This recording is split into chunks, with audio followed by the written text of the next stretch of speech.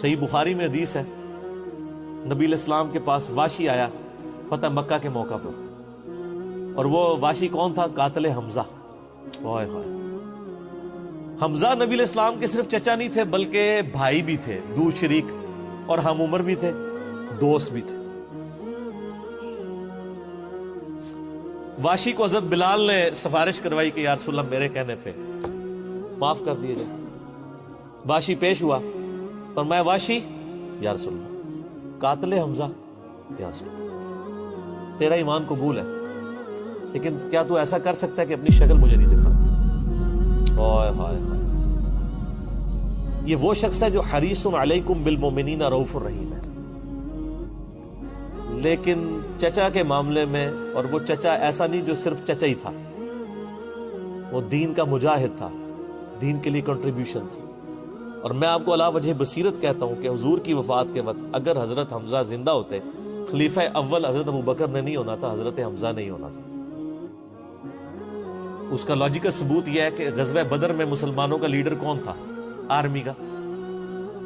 حضرت حمزہ۔ نبی علیہ السلام تو خیمے میں تھے نا، مسلمانوں کو لیڈ کون کر رہا تھا؟ حضرت حمزہ۔ غزوہ احد میں کون لیڈ کر رہا تھا؟ حضرت حمزہ۔ اسی لیے آپ نے پھر غزوہ احد کے شہداء پہ جا کے جنازہ پڑھا تھا نا، کہ ان کی وجہ سے بعد والے لوگ بینیفیشری ہوں گے۔ تو یہ لوگ تو بینیفیشری نہیں ہوئے، ان کو تو سب کچھ آخرت میں ملا ہے۔ یہ نہ ہو کہ اب تم آپس میں، بخاری مسلم میں یہ بھی حدیث ہے، میرے بعد کافر نہ ہو جانا کہ ایک دوسرے کی گردنیں کاٹنا شروع ہو جاؤ۔ اور وہی ہوا پھر بعد میں۔ تو نبی علیہ السلام نے قاتل حمزہ کو معاف کیا، اور فرمایا پوری زندگی پھر واشی سامنے نہیں آیا حضور کے، حالانکہ آپ کو تو اللہ نے گارنٹی دی ہے حریص علیکم بالمؤمنین رؤوف الرحیم۔ نبی علیہ السلام مومنین پر رؤوف بھی ہیں، رحیم بھی ہیں۔ اب میں تھوڑی سی انجینئرنگ کرتا ہوں کہ انسان کو اپنے چچا سے زیادہ محبت ہوتی ہے یا اپنی اولاد سے؟ مطلب اس پہ تو کوئی دوسری رائے نہیں ہے۔ جن جن کے بچے ہیں، میرے بھی اپنے بچے ہیں، آپ میں سے بھی اکثر لوگ شادی شدہ بیٹھے ہیں، آپ خود انالیسس کر لیں، بلکہ اولاد تو بعض کا انسان کو ماں باپ سے آگے ہو جاتی ہے۔ تو جن لوگوں نے حضرت حمزہ کے ساتھ ظلم کیا اور ان کو قتل کیا، ان کا ایمان قبول نہیں کیا گیا۔ تو جن لوگوں نے حضرت حسین ابن علی کے ساتھ ظلم کیا، یا حضرت علی ابن ابی طالب کو تکلیفیں دی ہیں جو حضور کے بچوں کی جگہ تھے، ان کے بارے میں آپ ایکسپیکٹ کر سکتے ہیں کہ نبی علیہ السلام کے دل میں ان کے بارے میں کوئی محبت کے جذبات ہو؟ Not at all. حتیٰ کہ آپ دیکھ لیں مسند احمد میں تواتر سے وہ حدیث نقل ہوئی ہے کہ ابن عباس کہتے ہیں کہ ایک دوپہر کے وقت میں نے خواب دیکھا اور میں گھبرا کے اٹھ گیا اس خواب کی وجہ سے۔ میں نے دیکھا کہ نبی علیہ السلام جو ہے وہ پرانگدہ حالت ہے، بال بکھرے ہوئے ہیں، جسم پہ گرد پڑی ہوئی ہے، ہاتھ میں خون کی ایک شیشی ہے، اور میں نے کہا یا رسول اللہ میرے ماں باپ قربان، آپ کی کیا حالت ہے؟ تو فرمایا کہ یہ حسین اور اس کے ساتھیوں کا خون ہے جو صبح سے میں کربلا میں سمیٹ رہا ہوں۔ اور یعنی ایک اللہ کی طرف سے دکھایا گیا یہ تشبیہ، یعنی ایک لادہ سے ایک محکمہ خواب کے محکمہ بالکل الگ سے۔ آپ مجھے خواب میں آئے تو آپ کو نہیں پتا ہوگا کہ آپ میرے خواب میں آئے، یہ اللہ تعالیٰ تمثیلاً دکھاتا ہے۔ اور نبی علیہ السلام کو خواب میں دیکھ رہا ہے کون؟ صحابی، تو وہ تو کنفرم ہے، بخاری مسلم میں حدیث ہے، جس نے مجھے خواب میں دیکھا میری شکل میں شیطان نہیں آ سکتا۔ اور وہ شکل صحابی کو تو پتا تھی، اور صحابی بھی عام نہیں، عبداللہ ابن عباس کہتے ہیں میں گھبرا کے اٹھا، میں نے وقت اور تاریخ نوٹ کر لی اور دن بھی۔ کئی ہفتوں بعد پتا چلا کہ اسی دن 10 محرم 61 ہجری میں حضرت حسین ابن علی کو شہید کیا۔ تو حسین ابن علی کی وفات کے اوپر یہ ابن عباس کو خواب میں آنا، حضور صلی اللہ علیہ وسلم نے انڈیکیٹر دے دیا نا۔ اسی حدیث کو نقل کر کے اسماعیل دہلوی، جس کو دیوبند اور اہل حدیث جو اس وقت پریکٹیکلی یعنی ایک سمجھ لیں کہ یزید کے ٹھیکیدار بنے ہوئے ہیں اس کے دفاع کے اوپر، ان کے مشترکہ امام ہے اسماعیل دہلوی، شاہ ولی اللہ دہلوی کا پوتا۔ اس نے جو کتاب لکھی ہے نا تقویت الایمان، جس میں گستاخیاں بھی ہیں، وہ اس کتاب کے اندر ہم نے اس کا جے پی جی بھی لگایا تھا، اس میں اس نے لکھا ہے کہ اس حدیث سے پتہ چلا کہ نبی علیہ السلام وفات کے بعد بھی اللہ کی جنتوں میں حسین کے قتل کی وجہ سے غم زدہ ہیں۔ اور اس نے بھی لکھا یزید پلید لفظ لکھا، وہ اس پوری کتاب میں جہاں جہاں لفظ استعمال کرتے ہیں یزید پلید استعمال کرتے ہیں، تو بعد میں سعودی ایران ٹسل شروع ہوئی تو یہ یزید کی وکالت کرنی شروع کر دی. اہل حدیث تو خیر اس وقت ناصبیت اور یزیدیت کا جھنڈا اٹھائے ہوئے ہیں. دیوبند میں کم لوگ ہیں ایز کمپیئر ٹو اہل حدیث, اور بریلویوں میں تو بہت ہی کم ہے. تو یہ میں آپ کو صرف ایک کمپیریزن بتا رہا ہوں کہ انسان کو اپنی اولاد سے جو محبت ہوتی ہے وہ تو آپ سوچ نہیں سکتے. ترمذی میں اور مسند احمد میں حدیث ہے, نبی علیہ السلام نے حضرت حسین کو اٹھایا ہوا ہے اور آپ فرماتے ہیں اللہ یہ میرے بیٹوں میں سے ایک بیٹا ہے, اے اللہ اس سے محبت کر جو اس سے محبت کرے, اس سے دشمنی رکھتے اس سے دشمنی رکھتے. ہم یہ پوچھتے ہیں کہ حسین سے دشمنی کس نے رکھی ہوئی ہے, ذرا پوائنٹ آؤٹ کریں نا. کیا یہ تھریٹیکل بات ہے؟ تھی نا دشمنی, آج تک ہے, اس زمانے میں بھی تھی. تو وہ ان لوگوں کو پھر ان کے ساتھ کیا معاملات ہوں گے. باقی واقعہ کربلا والا ریسرچ پیپر 5B پڑھ لیں تو آپ کو معاملات کلیئر ہو جائیں گے. تو یہ غل کے اوپر میں نے بات کی, اور اس کے اوپر بعض لوگوں جو ہیں وہ اس حدیث کے اندر تحریف بھی بعض لوگوں نے کی ہے, بعض لوگوں نے جان بوجھ کے کی ہے, بعض لوگوں نے انجانے کے اندر کیا ہے. یہ روایت المستدرک الحاکم میں بھی موجود ہے اور صحیح سند کے ساتھ, اور المصنف ابن ابی شیبہ کے اندر بھی موجود ہے کہ مولا علی علیہ السلام جو ہیں وہ ان کے پاس حضرت طلحہ کا بیٹا آیا, عثمان ابن طلحہ. تو آپ اس کو جب ملتے ہوئے آپ نے نا سورہ حجر کی وہ آیت پڑھی کہ جو اہل ایمان کے دلوں میں ایک دوسرے کے بارے میں غل آ جائے گا نا, قیامت والے دن اللہ تعالیٰ ان کے دل سے وہ غل دور کر دے گا. پھر وہ جنت میں آمنے سامنے بیٹھے ہوئے ہوں گے تختوں کے اوپر, ٹیک لگائے ہوئے تکیوں کے اوپر. تو انہوں نے کہا کہ میں اللہ سے امید کرتا ہوں کہ یہ آیت میرے, طلحہ اور زبیر اور عثمان ابن عفان, ان 3 بندے اور چوتھا میں, یہ آیت ہمارے بارے میں ہے کہ اللہ تعالیٰ ہمارے دلوں میں جو ایک دوسرے کے لیے میل آ گیا قیامت والے دن وہ دور کر دے گا اور ہم ایک دوسرے سے راضی ہو جائیں گے. ظاہر ہے مطلب وہ تکلیفیں تو پہنچی تھی نا حضرت علی کو, مطلب کئی لوگوں سے تکلیف پہنچی. بل آپ نے ان کو ایک کلین چٹ دے دی کہ میں اللہ سے امید کرتا ہوں کہ ان لوگوں کے بارے میں یہ آیات ہے کہ اللہ تعالیٰ ہمارے دلوں میں ایک دوسرے کی نفرت ختم کر دے گا, جو اگر دنیاوی وجہ سے, دنیاوی طور پر کسی دینی وجہ سے آئی. تو یہ غل کا لفظ وہاں پہ بھی استعمال ہوا. اب ڈاکٹر اسرار صاحب رحمہ اللہ تعالیٰ, چونکہ ان کی حدیث کی فیلڈ نہیں تھی, انہوں نے یہ جب سورہ ہجر کی آیات آئیں, اس پہ میرا مسئلہ نمبر 116C بھی ریکارڈڈ موجود ہے, انہوں نے نا اس میں حضرت معاویہ کا نام بھی لے دیا کہ میں اللہ سے امید کرتا ہوں یہ میرے اور معاویہ کے بارے میں ہوگا. نا وہ نام لیے ہی نہیں ہے, آپ خود سے نہ داخل کریں. حضرت معاویہ کو حضرت علی نے نہیں معاف کیا, پوری زندگی معاف نہیں کیا, کیونکہ ان کی وجہ سے خلافت کا نظام ٹوٹا تھا. حضرت طلحہ تو میدان جنگ سے چھوڑ کے چلے گئے تھے. جب عمار ابن یاسر کو دیکھا کہ وہ سامنے ہیں تو انہوں نے کہا عمار کو تو باغی جماعت قتل کرے گی, وہ چھوڑ کے چلے گئے. تو مروان نے ان کے گھٹنے میں تیر مارا, مستدل الحاکم میں آتا ہے, اور وہ شہید ہو گئے. حضرت زبیر وہ صحابی ہیں یعنی جو نبی علیہ السلام کے بہادر ترین اصحاب میں سے. 12 بندے غزوہ احد میں حضور کے ساتھ رہ گئے تھے 700 میں سے غزوہ احد کے اندر, ان میں سے ایک حضرت زبیر بھی تھے. اور یہ تلوار کمال کی چلاتے تھے, اکیلے میدان جنگ میں آگے چلے جاتے تھے. بخاری میں آتا ہے کہ ان کا بیٹا عبداللہ ابن زبیر کہتا ہے کہ میرے باپ کے 2 شانوں کے درمیان اتنا بڑا زخم تھا جو ہیل اپ ہو گیا تھا, لیکن پھر بھی گڑا پڑا ہوا تھا, میں پورا ہاتھ اس میں داخل کر لیتا تھا, اور وہ زخم ان کو احد کے موقع پہ لگا تھا. ٹھیک ہے. اور پھر جنگ, اسی حدیث میں بخاری کے آتا ہے کہ جنگ یرموک کے موقع پر لوگ یعنی لیڈر کے اوپر چل رہے ہوتے ہیں, تو حضرت زبیر بھی ایک اسکواڈ کو لیڈ کر رہے تھے. تو لوگوں نے کہا حضرت آپ آگے جائیں. انہوں نے کہا جب میں آگے جاؤں گا تو میرے ساتھ کوئی نہیں آگے جا سکتا. وہ اکیلے گھوڑے کو انہوں نے جو ہے وہ ایڑی لگائی اور رومن امپائر کی یعنی فوج کے اندر گھس گئے, اور کوئی بھی ان سے لڑنے کے لیے تیار نہیں ہوتا تھا. اتنی بہادری تھی ان کے اندر. لیکن جنگ جمل میں حضرت علی کے مقابلے پہ آ گئے.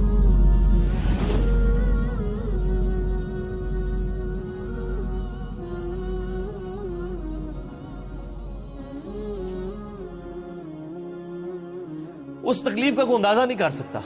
حضرت حسن ابن علی نے بتایا مولا علی سے کہ بھئی حضرت زبیر آئے ہیں, تو حضرت علی نے کہا کہ رکو میں خود چاہتا ہوں. گئے, کہا زبیر یاد ہے وہ دن جب نبی تم مجھ سے بڑا پیار کر رہے تھے، پھوپھی ذات تھے نا، نبی علیہ السلام کی پھوپھی کے بیٹے ہیں حضرت زبیر بن عوام رضی اللہ تعالی. تو حضور نے تم سے ایک بات کہی تھی کہ تم علی سے اتنی محبت کرتے ہو، ایک دن آئے گا کہ تم تلوار لے کے علی کے خلاف کھڑے ہو جاؤ گے. تو تم نے کیا کہا تھا کہ یا رسول اللہ میں علی کے خلاف کھڑا ہوں گا؟ فرمایا ہاں تم اس وقت ظالم ہو گئے. تو حضرت زبیر جو ہے وہ اس پہ غشی طاری ہو گئی گھوڑے کو، یعنی وہ حضرت علی کا پھر سامنا بھی نہیں کر سکے، میدان جنگ سے واپس چلے گئے. تو بعد میں حضرت علی کے فوجیوں میں سے ایک بندے نے جا کے پیچھے ان کو دھوکے سے قتل کر کے تھا. تو حضرت علی نے کہا کہ زبیر کے قاتل کو میں دوزخ کی بشارت دیتا ہوں، کیونکہ زبیر جنتی تھا. تو وہ شخص پھر حضرت علی سے ناراض ہو گیا کہ میں نے تجھے حکم دیا تھا، جب میں نے ان کو جانے دیا تو نے یہ کام کیوں کیا؟ تو وہ پھر خارجی ہو گیا. اور یعنی یہ وہ محبت تھی، وہ جہاں محبت تھی وہ نظر آتی تھی. ظاہر ہے کہ ایک بندے کی ایک غلطی سے اس کی پوری زندگی زیرو سے ملٹی پلائی نہیں ہو جاتی. جس نے اتنا کچھ دین کے لیے کنٹریبیوٹ کیا کبھی نہیں ہو سکتا ایسا. حضرت علی کو بھی اس بات کا پتہ تھا. بہرحال یعنی اللہ تعالیٰ ان سے راضی ہو، اسی لیے نبی علیہ السلام کی اس حدیث یعنی وہ حضرت علی کے اس قول کو حضرت علی فٹ کیا کرتے تھے حضرت زبیر، طلحہ اور حضرت عثمان ابن عفان پہ رضی اللہ تعالیٰ. باقی آپ میرا کربلا والا ریسرچ پیپر پڑھیں تو آپ کو پتہ چلے گا کہ کتنی یعنی مشکل وقت حضرت علی نے اپنی خلافت میں دیکھا اس حوالے سے. یعنی مصنف ابن ابی شیبہ میں آپ کے مخالفین کی لاشیں بھی ہیں، ان پہ بھی حضرت علی گریہ کر رہے ہیں، ایک ایک کی لاش اٹھا کے اس کو صاف کر رہے ہیں. حضرت طلحہ کا بیٹا تھا محمد بن طلحہ، اس کی لاش دیکھی تو رو پڑے، حالانکہ وہ مخالفت میں لڑنے آیا تھا. پھر حضرت حسن سے کہا کاش میں جنگ جمل سے 20 سال پہلے ہی مر گیا ہوتا، میں یہ دن نہ دیکھتا. ایک ایسا شخص جس نے 8 سال کی عمر میں اسلام قبول کیا، جس نے اسلام کو زیرو سے 3 براعظموں میں پھیلتے ہوئے دیکھا، اور اب اس کو بڑھاپے میں یہ دن دیکھنے پڑ رہے ہیں کہ اس کے سامنے اسلام کا شرازہ بکھر رہا ہے، کہ مسلمان مسلمانوں سے لڑ رہے ہیں. ایک ایک جنگ میں 8-8 10 ہزار لوگ، جن میں مرنے والے صحابہ ہیں حضور کی تربیت یافتہ، جو ایک آواز کے اوپر حضور کی لبیک کہنے والے تھے، شیر و شکر تھے آپس میں.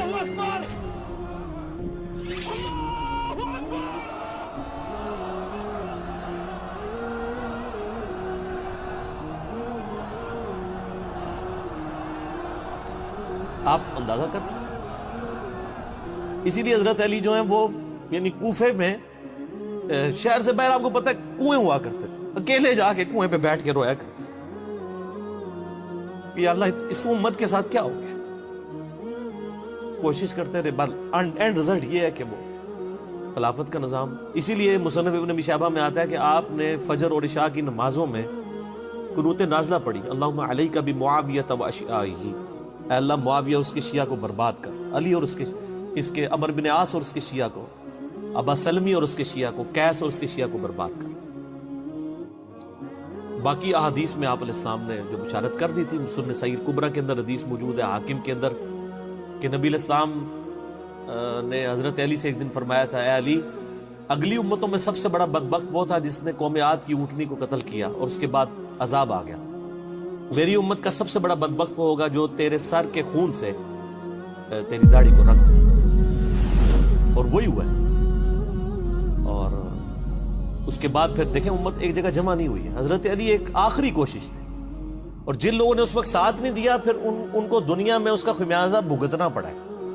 عبداللہ بن عمر نے بیعت نہیں نہ کی تو صحیح بخاری اٹھا کے دیکھیں، عبداللہ بن عمر کو آل امیہ نہیں قتل کروایا، حجاج بن یوسف نے زہر آلود نیزہ مروا دیا. اور حاکم کے اندر مجموع الزوائد کے اندر موجود ہے، حضرت عبداللہ بن عمر آخری عمر میں کہا کرتے تھے کاش میں اس وقت علی کا ساتھ دیتا اور یہ خلافت کا نظام تو بچ جاتا. کیونکہ کئی لوگ بیچ میں نیوٹرل ہو گئے تھے جو پھر ساتھ نہیں دیا، تو اس کی وجہ سے پھر حضرت علی کے چونکہ اب پاس اتنی مین پاور نہیں تھی کہ اس سسٹم کو سنبھال سکتے، بال پھر وہ شہید ہو گئے اور پھر معاملات آ گئے. خیر بات کہاں سے کہاں نکل گئی، کیونکہ یہ اس کے ساتھ غل کا لفظ تھا، تو یہ غل کے لفظ کو ایڈریس کرنا ضروری تھا. تو آج ہم جب جنگ جمل صفین نہروان کو ڈسکس کرتے ہیں تو یہ کوئی غل والی بات نہیں ہے، یہ وہ چیزیں ہیں جو ایک ریالٹی ہیں، اور وہ اگر یہ غل والی بات ہے تو نبی الاسلام کے دل میں بھی نعوذ باللہ غل تھا، مولا علی کے دل میں بھی غل تھا، ایسا نہیں تھا۔ وہ دین کی حمیت کہلاتی ہے، اس کو غل نہیں آپ کہتے۔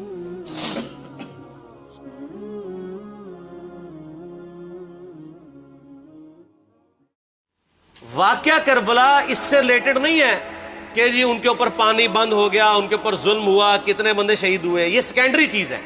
اصل چیز ہے کربلا ہوئی کیوں نبی علیہ السلام کی محنت کو 50 سال کے اندر اس لیول تک پہنچا دیا گیا کہ ہزاروں صحابہ زندہ ہیں اور نبی صلی اللہ علیہ وآلہ وسلم کی پوری اولاد ذبح کر دی جاتی ہے۔ ہم تو یہ کہہ نہیں رہے کہ کیسے ذبح کیا انہوں نے، آری چلائی تھی یا تلوار چلائی تھی، یہ تو واقعہ کربلا تو سب کو پتہ ہے، ان کی شہادت بھی سب کو پتہ ہے۔ جامعہ ترمذی میں حدیث ہے حسن و حسین جنتی نوجوانوں کے سردار ہیں، اور ان کی والدہ جو ہے وہ جنتی عورتوں کی سردار ہیں، اور المستدرک الحاکم میں حدیث ہے حسن و حسین جنتی نوجوانوں کے سردار ہیں اور ان کے والد ان سے بھی بہتر ہیں۔ تو یہ تو ڈیفینٹ حدیثیں ہیں، یہ تاریخ تو نہیں ہے، نبی علیہ السلام کے فرامین ہیں۔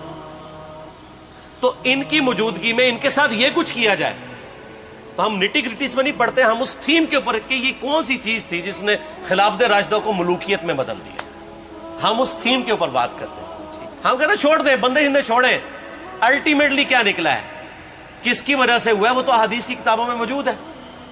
ہم کب کہہ رہے ہیں خفیہ کیمرے لگا گئے جی کس نے گولی پہلا تیر کس نے چلایا، یہ وہ ہم تو بتا رہے کس کے دور حکومت میں ہوا اور ان کا اپنا کردار کیا تھا، اس کو کس طریقے سے لا کے تخت پہ بٹھایا گیا، وہ ساری کی ساری چیزیں تو سامنے ہیں۔ وہ تاریخ کی کتابیں نہیں ہیں، حدیث کی کتابیں ہیں۔ اگر آپ کہتے ہیں کہ بخاری مسلم سے ہم نے صرف رفع الیدین کی حدیثیں لینی ہیں یا ایمانیات کی حدیثیں لینی ہیں اور باقی جو بخاری اور مسلم میں آل امیہ کی بدماشیوں کو ننگا کیا گیا ہے وہ ہم نے نہیں لینی ہے، تو سر پھر آپ اپنے آپ کو کلیئر کٹ، پھر ہم آپ سے واقعہ کربلا نہیں ڈسکس کریں گے، حجیت حدیث میں بات کریں گے۔ آپ کو اپنے آپ کو منکرین حدیث کہنا پڑے گا، یہ آپ اسکروٹنگ کیسے کریں گے؟ اس سے بڑی بات مجھے یہ بتائیں کہ عظمت صحابہ بڑی چیز ہے یا عظمت محمد رسول اللہ صلی اللہ علیہ وآلہ وسلم؟ تو بریلوی یہی تو رونا رو رہے ہیں، وہ کہہ رہے ہیں کہ قرآن میں تھوڑی آیات ہیں، آپ پھر مڑ مڑ کے پڑھتے ہیں قل انما انا بشر مثلکم، اس میں تو نبی علیہ السلام کی تنقیص ہو رہی ہے۔ تو ہم ان کو کیا کہتے ہیں کہ تنقیص مقصد نہیں، نعوذ باللہ، نہ ہو رہی ہے، آپ افضل البشر ہیں لیکن آپ کی سپیشیز بشر ہے، یہ ہم اپنا عقیدہ سمجھتے ہیں، وہ اس کو تنقیص شمار کرتے ہیں۔ تو پھر اس وقت آپ بھی بریلویوں کی بات مان کے تو یہ آیات پڑھنا چھوڑ دیا کریں۔ آپ کہتے ہیں نہیں آیات ہے کیوں نہ بیان کریں، تو ہم بھی کہتے ہیں احادیث ہے کیوں نہ بیان کریں کہ صحیح بخاری میں حدیث ہے 2812 عمار کو ایک باغی جماعت قتل کرے گی، وہ جماعت دوزخ کی طرف بلا رہی ہوگی اور عمار ان کو اللہ اور جنت کی طرف بلا رہا ہوگا۔ اب اس کے نرغے میں جو جو آتا ہے وہ آئے، میں اپنے نبی سے ٹکر لے لوں آپ لوگوں کے منہ کا خیال رکھتے ہوئے کہ میں نبی علیہ السلام کو کہوں کہ آپ نے کیوں ایسی بات کر دی کہ مولا علی کے مخالفین کو آپ نے دوزخ کی طرف بلانے والی جماعت کہہ دیا، تو لیں آپ ٹکر، جائیں سیدھا دوزخ میں، اور تھوڑی جرت کریں، آپ یہ کہا کریں کہ اے اللہ، اپنے لیے کہا کریں کہ اللہ تعالیٰ آپ کا حشر یزید اور یزید کے آباء و اجداد کے ساتھ کرے اور اس کی اولاد کے ساتھ۔ ہم کہتے ہیں کہ اللہ تعالیٰ ہمارا حشر جو ہے وہ مولا حسن حسین، مولا علی علیہ السلام اجمعین اور اہل بیت کے ساتھ کرے، آمین۔ اور آپ میں تو اتنی جرت نہیں آپ یہ بات بھی کر سکیں کیونکہ ان کو پتہ ہے۔ تو نبی علیہ السلام کی احادیث کو بیان کرنے کو یہ سمجھتے ہیں کہ جی اس سے مصیبت کھڑی ہو جائے گی، تو اپنے آپ کو منکرین حدیث ڈکلیئر کریں، پھر حجیت حدیث کا مقدمہ ڈسکس ہوگا، پھر کربلا نہیں ڈسکس ہوگی۔ اور یہ ٹی وی پہ بھی آ کے مولوی بیٹھے ہوتے ہیں، سنیوں کے بھی شیعوں کے بھی، مڑ مڑ کے جی وہ یزید نے یہ کر دیا، وہ یزید نے کیا کیا ہے یار؟ وہ تو سسٹم کا نمائندہ بن کے آیا جو پیچھے سے خراب تھا۔ یزید کو لے کے بیٹھے ہیں، یزید یزید یزید یزید، بھائی پیچھے سے معاملہ خراب ہوا۔ اگر نہیں یقین آتا تو یہ بخاری مسلم کی میں نے آلموسٹ 200 سے زیادہ حدیث مین سٹریم کی کتابوں سے اکثر بخاری مسلم جمع کیے، پڑھے، اور سر میں نے تو ان کو چیلنج دیا ہے یہ حدیثیں پڑھ کے نا اپنے ممبروں سے صرف ان حدیثوں کی تشریح اپنی پبلک کے سامنے کر دیں، نہیں کر سکتے۔ تو وہ لعنت کے مستحق تو ہو رہے ہیں حق چھپا کے، اور قیامت دن کے منہ پہ لگام ڈالی، اور پھر مڑ مڑ کے کہتے ہیں نہیں جی وہ کچھ چیزیں خاص ہوتی ہیں وہ عوام الناس کے سامنے نہیں کرنی چاہیے، وہ صحابہ کرام بھی بعض اوقات ایسی باتیں پبلکلی نہیں کرتے تھے۔ میں نے اس کے اوپر بڑا ایک میرا کلپ ہے یوٹیوب پہ، مولا علی سے متعلق 5 جھوٹ، تو میں نے کافی ساری چیزیں اس میں ڈسکس کی ہیں۔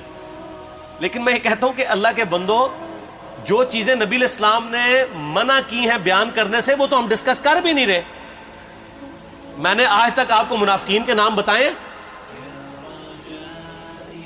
آپ نے حذیفہ ابن یمان کو بتایا تھے نا آپ صلی اللہ علیہ وسلم نے، صحیح بخاری میں آتا ہے، تو میں نے آپ کو بتایا، آپ رازدار رسول تھے، وہ ختم ہوگی بات۔ میں نے کبھی ڈسکس کی ہے؟ اگرچہ میں نے صحیح مسلم کی حدیث 7035 نمبر ڈسکس کی ہے کہ نبی علیہ السلام نے فرمایا میرے صحابہ میں 12 منافق ہیں، وہ کبھی بھی جنت میں داخل نہیں ہوں گے یہاں تک کہ سوئی کی ناکے سے اونٹ نہ گزر جائے، اور ان میں سے 8 ایسا ہے جس کی کمر پہ دوبیلا پھوڑا نکلے گا۔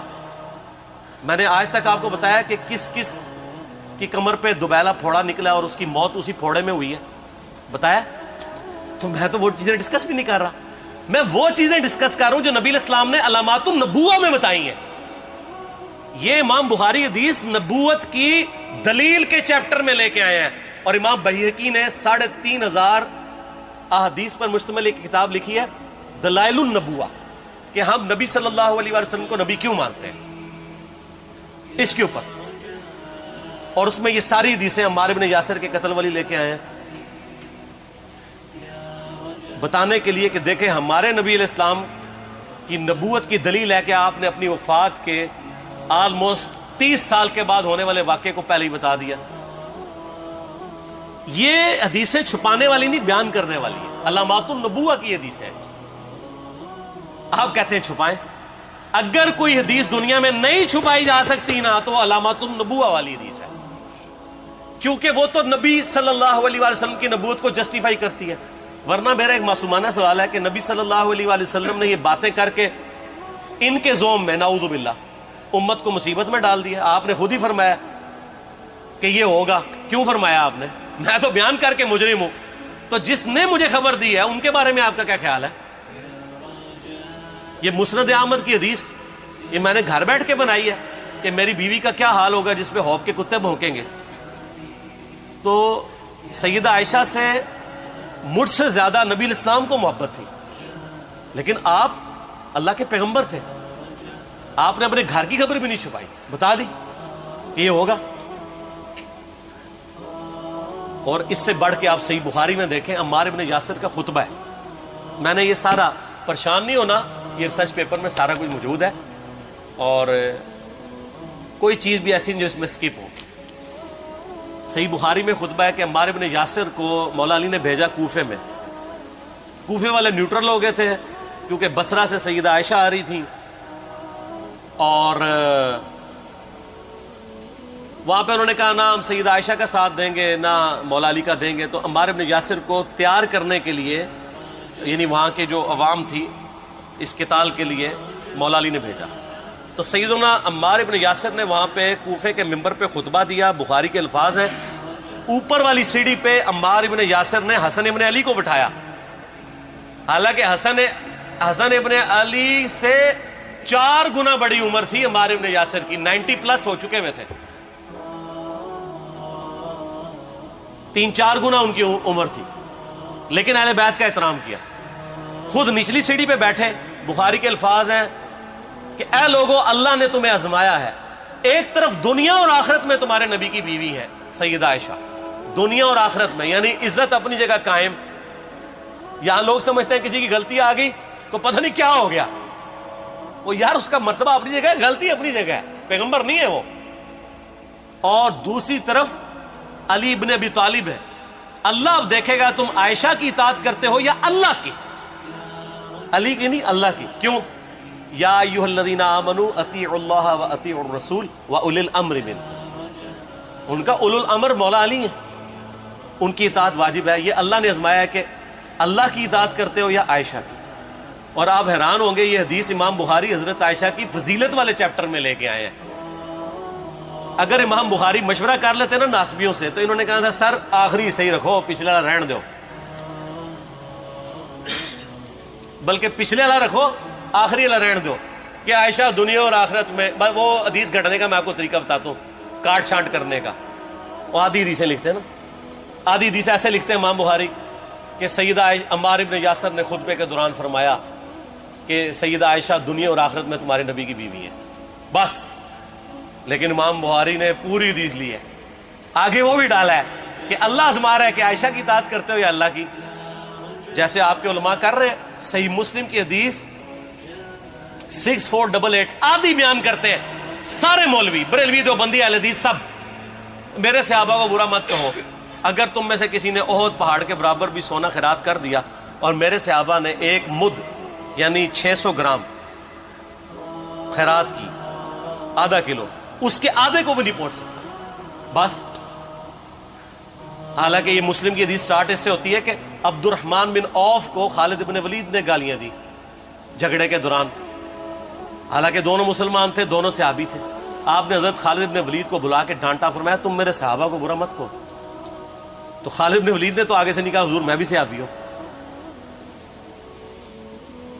ان کو پتا تھا کہ عبد الرحمن بن عوف نے اس وقت اسلام قبول کیا جب اسلام کا مطلب تھا مار، تکلیف اٹھانا، اور خالد بن ولید نے گولڈن پیریڈ میں صلح حدیبیہ کے بعد اسلام قبول کیا. میں اب تم لوگ یہ کر رہے ہو، تم لوگ اگر احد پہاڑ کے برابر بھی سونا خیرات کر دو، یعنی صلح حدیبیہ کے بعد والے لوگ میرے ان کے برابر نہیں ہو سکتے. اور جو فتح مکہ پہ معافی مانگ کے مسلمان ہوئے ہیں طلقاء، مؤلفۃ القلوب، آل امیہ، ان کا تو لیول ہی کچھ نہیں ہے. یہاں تو خالد بن ولید کے بارے میں یہ بات کی جا رہی ہے. اور پھر وہ مؤلفۃ القلوب اپنے زمانے میں ممبروں پہ سب و شتم کروائیں سیدنا علی پر، تو سب سے پہلے تو ان کو کہنا چاہیے جن کے بارے میں حدیث تھی کہ تم صحابہ کو گالی مت دینا. ہم نے تو خیر کبھی دی بھی نہیں ہے. اور میں یہ آخری جملہ ان کو ایسا بولتا ہوں کہ جو ان کے دماغ تک ڈرل کر جائے گا کہ آل امیہ نے جو کچھ اپنے دور کے اندر سیدنا علی کی گستاخیاں کی ہیں نا، ہم نے تو ویسی کوئی ایک گستاخی بھی آل امیہ کے بارے میں نہیں کی ہے. میں نے آج تک آل امیہ کے اوپر بائی نیم کسی کے اوپر لعنت کی ہے؟ حالانکہ یہ مولا علی پہ کرتے رہے. یہ ہے لعنتی خود ہو گئے نا، جب مولا علی پہ لعنت کی تو لوٹ آئی. مسند ابی اعلیٰ میں صحیح سند کے ساتھ حدیث موجود ہے، مسند احمد میں بھی موجود ہے کہ سیدنا علی کو جس نے گالی دی اس نے رسول اللہ کو گالی دی صلی اللہ علیہ وسلم. جب ام سلمہ نے کہا تھا، شیخ زبیر صاحب نے اس کو تحکیم میں صحیح لکھا ہوا ہے فوٹ نوٹ کے اوپر، کہ لوگوں تمہارے ممبروں پر رسول اللہ کو گالیاں دی جاتی ہیں، تو انہوں نے کہا معاذ اللہ، ہم کب کہیں گے، ایسا نہیں ہو سکتا. تو ام سلمہ نے کہا تم لوگ علی اور اس سے محبت کرنے والوں پہ گالی گلوچ نہیں کرتے ہو کیا؟ جبکہ میں نبی کی بیوی کہتی ہوں کہ سب سے زیادہ رسول اللہ سے محبت، سیدنا علی سے محبت نبی صلی اللہ علیہ وآلہ وسلم کرتے تھے. لہٰذا جب یہ تم کہتے ہو نا علی پر لعنت، علی سے محبت کرنے والوں پہ لعنت، تو یہ لعنت تو تم نبی علیہ السلام تک لے کے جا رہے ہو نعوذ باللہ، کیونکہ علی سے محبت کرنے والا پہلے نمبر پہ نبی صلی اللہ علیہ وآلہ وسلم ہے. اور پھر کہتے ہیں سب کا مطلب تنقید ہے. اور نہ، پرانیاں گلاں، پرانے بابے، پرانے بزرگ، جھوٹے ہو. صحیح مسلم کھولو 6229 غدیر خم سے اگلی حدیث، لعن اللہ ابا التراب کے الفاظ ہے، مٹی والے ابن ابی طالب پر لعنت، یہ الفاظ موجود ہے. سب کا ترجمہ لعنت ہی ہے، تنقید نہیں ہے. اچھا پھر میرا معصومانہ سوال ہے کہ اس کا مطلب ہے صحابہ پہ تنقید کرنا اچھا کام ہے؟ کہیں گے نہیں. تو بتاؤ یہ برا کام کون کرتا تھا؟ شیعہ کا ابا کون ہے؟ رافضیوں کا ابا کون ہے؟ آل امیہ. تو لہذا شیعہ نو میں کہنا کہ تسی شیخین کے اوپر بکواس اور تبرہ کرنے کی بجائے نا، آپ لوگوں کو حقائق بتائیں کہ ٹوٹی کمند کہاں. یہ سب مجرمین آل امیہ ہے. اور یہ آل امیہ اور بنو ہاشم کی لڑائیاں نبی اسلام کی بعثت سے پہلے چل رہی تھی، صدیوں سے چل رہی تھی. وہ تو پھر اللہ نے بنو ہاشم کو نبوت کے لیے چنا تو ان کو یہ پھر جیلسی ہضم نہیں ہوئی، وہ چیز آگے چلتی تھی. خیر چھوڑ دیں، ایک تلخ ٹاپک ہے. صلاۃ بر محمد و آل محمد، اللہم صلی علی محمد و علی آل محمد. ٹھیک ہو؟ مصطفیٰ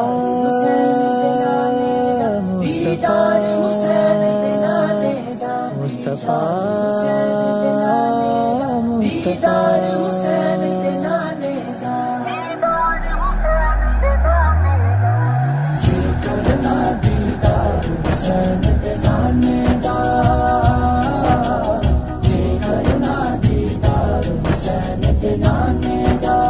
ہو جائے عاشق یار حسین دے نانے دا